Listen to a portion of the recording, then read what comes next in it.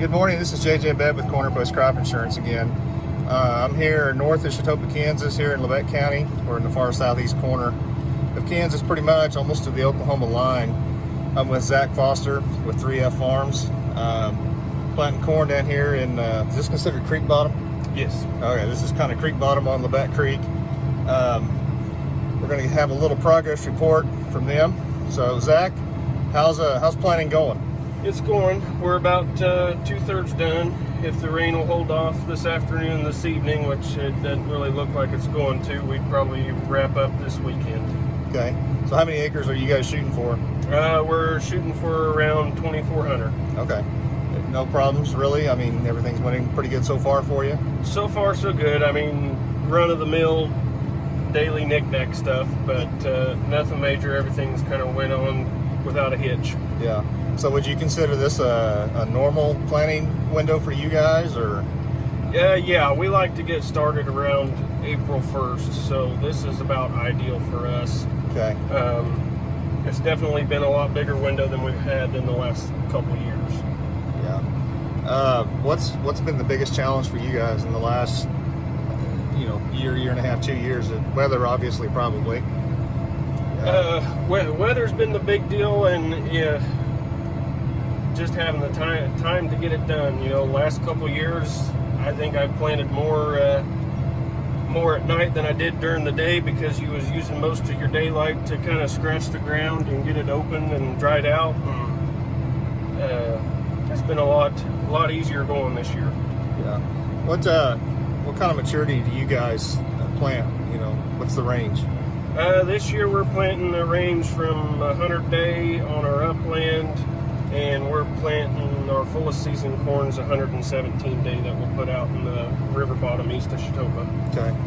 I know last year you guys planted some corn towards the later end of the planting window. That was some of your better corn, wasn't it? Yeah, we had to replant about 400 or 500 acres last year, the first part of June, and we planted 112 to 115 day corn, and we just kind of lowered our population to kind of use the air flex. And when I was doing it, I thought I was messing up, but all that corn averaged anywhere from 110 to 125 bushels a acre. Wow. For that time of year, for our part of the world, that's pretty good. We did get some timely rains about then, if I remember right. Yes, they come about perfect right when we were getting ready to pollinate and start filling the ear. What's your guys' tillage practice or cropping practice? What do you guys do? I know some guys are conventional till all the way down to no-till and somewhere in between. So what's your guys'? I would call us a little bit of minimum or vertical till, whatever you want to call it. We no-till about probably 1/3 of our soybean acres if it works right. This year, ahead of the corn planter, we've been pulling the Kelly Diamond Harrow. We're running the CL2 blades on the front and the CL1s on the back. And certain places where we have either a lot of henbit or cheatgrass, stuff like that, and it's leaving it a little chunky, we're dragging a 16-bar McFarland Harrow behind it, and it's laying it down absolutely beautiful. Good. Well, I was kind of kicking around out here before I got on the tractor, and the Kelly does a really nice job of leveling. It does a really good job, kind of not going too deep, I guess, but I'm kind of dug around, and it looks like Zach's putting it in about 1.5 to 2 inches. Is that about right? The moisture. Yeah. I think most guys around here would kind of maybe welcome a little rain this afternoon, this evening. Hopefully we don't get too much. Tell us a little about how Foster Farms translated into 3F Farms, or when it started, I guess, and who all's involved. 3F Farms consists of me, my dad Ken, and my brother Devin. Dad started it when I was a senior in high school, and I told him I wanted to farm, so we set it up and with the thought of Devin possibly coming back as well. And our main goal with it was for the continuation from generation to generation. My dad and his dad and his brother farmed separate. They all had their own stuff. They just kind of helped each other out.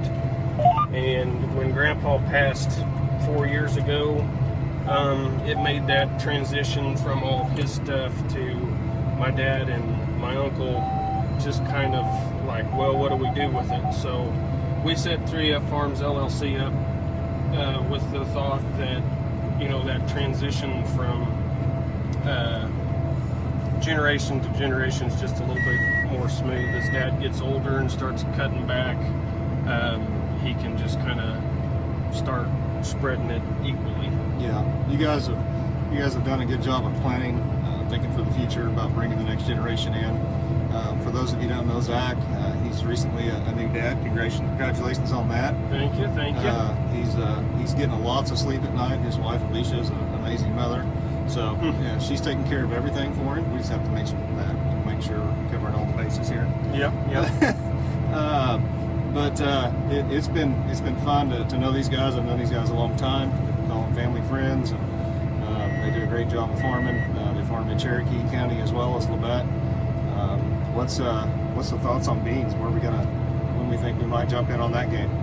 I think we're going to jump in a little earlier this year. We usually start right around June 1st, but we're I think going to start maybe around the 15th or 20th of May this year, if everything works right.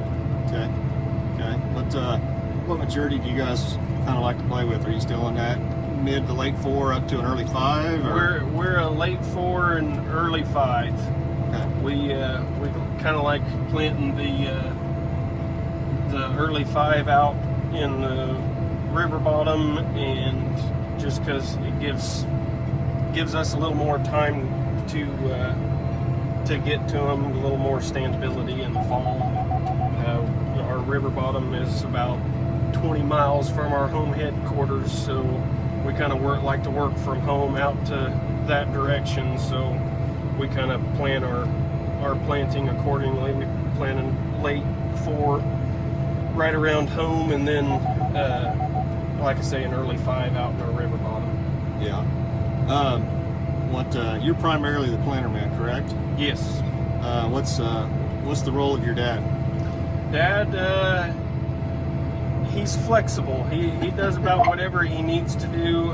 This year he's kind of been dragging the 16-bar Hera and running seat tender around and just kind of keeping everything going. Yeah. He also kind of enjoys the marketing. Yes. Yeah. He's definitely our main grain marketing man. He has really taken that on. He's eager. Ken is eager to learn new things. I've been there in the office when he's been trying to persuade you guys on pulling the trigger on making sales on grain, and I really enjoy that about your dad. He's always wanting to try something new. What's brother Devin? What's his role? Devin, right now he's our main sprayer man. He's the one kind of nipping at my heels with the sprayer, spraying corn acres. Our wind has kind of held him up, give me a little bit more time to get a bigger window ahead of him. But he's our sprayer man, and he's kind of the same way. He just kind of falls in wherever he needs to.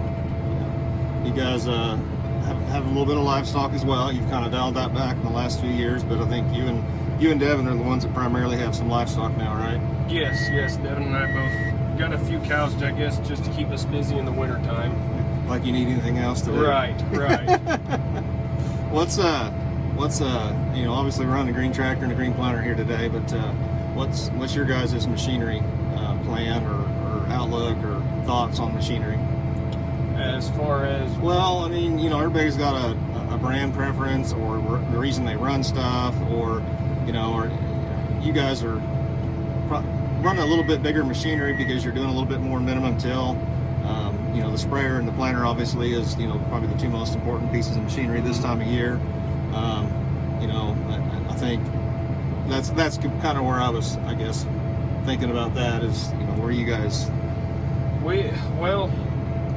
We've always kind of been John Deere fans. We have ever since I've grown up. That's all we've ever ran. Grandpa, years ago when Dad was a kid, he ran a mixed fleet, but we back in the 80s went all green and have been green ever since. And I don't know, we're located smack dab in between two John Deere dealerships, so that kind of makes purchasing a little bit to our advantage, because we can kind of work the two against each other. I don't know whether that's the right thing to do or not, but it tends to work out. But and I don't know, service, we've never been displeased with our service. We do most of our business through Heritage Tractor in Pittsburgh. Yeah.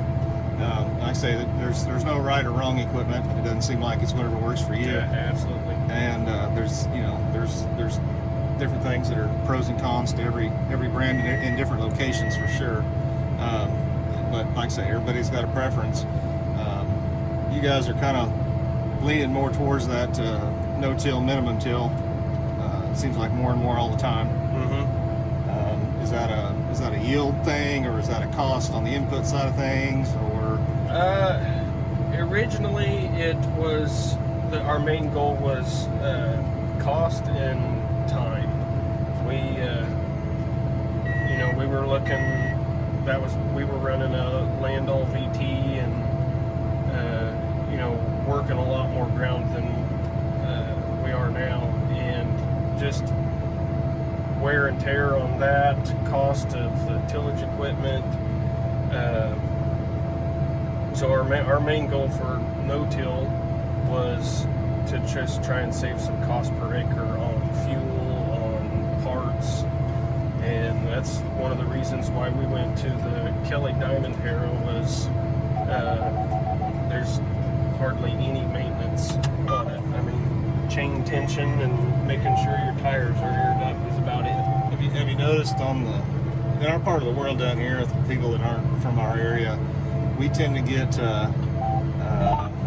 3, 4, 5 inch rains in an afternoon sometimes, and that can be, pretty detrimental to some of this freshly worked deep ground, with conventional methods. Have you noticed with the Kelly Harrow? Have you noticed that kind of helps that a little bit because you're not working as deep? It does. That CL2 blade on the front has a cast boss that only lets, as deep as that disc will go, is about 2 to maybe 3 inches at the most. Okay. So we're getting a good 1.5 to 2 inches of loose dirt on top, and then we still have that firm soil underneath that we're planting into.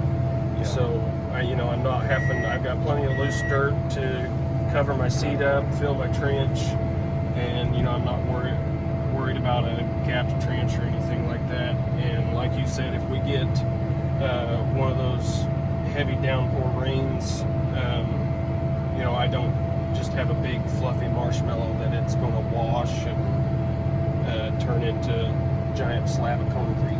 You bet. I know it's different in every part of the world for ground type and soil depth and type of rain and how much. And it seems like down here we get all of it, and it can be pretty bad pretty quick for everybody.